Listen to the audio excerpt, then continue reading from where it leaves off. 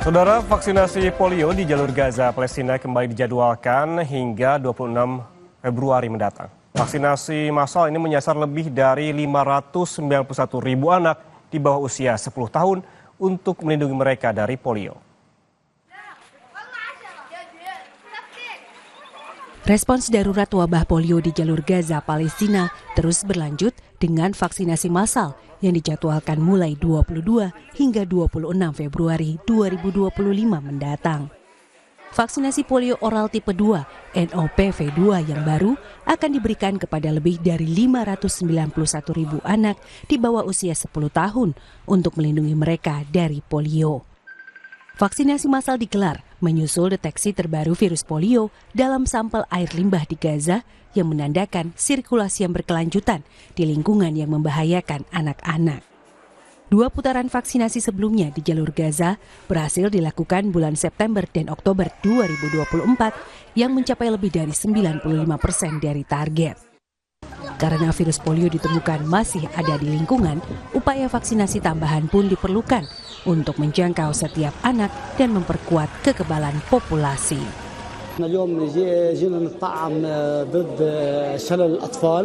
طبعا الحمد لله اليوم بشكل استثنائي وصل اللقاح وهيك نحن بنقدر على الأقل نكون يعني الحمد لله مش خايفين من المشاكل الأوبئة إلى حد ما. طبعا بشكر مؤسسة اليونيسيف اللي قدرت توفر هذا اللقاح وعلى جهدها المتواصل. Keberadaan virus masih menimbulkan risiko bagi anak-anak Gaza dengan kekebalan rendah atau bahkan tidak ada kekebalan sama sekali.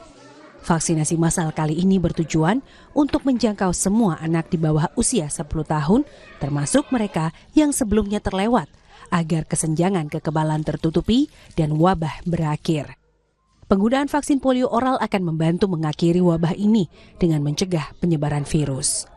Putaran vaksinasi polio massal tambahan direncanakan dilaksanakan bulan April mendatang. طبعا نزلنا على مخيمات النزوح، نزلنا على الشوارع في دير البلح، كانت معنا المنطقة المحصورة بين شارع البركة وشارع الحكر، قبلنا الناس، نزلنا على خيامهم، على البيوت، في أماكن تجمعهم، في الأفران، في المخابز، حكينا للناس إنه قديش التطعيم هذا مهم للأطفال وقديش لازم الأطفال ياخذوه، قديش هو آمن.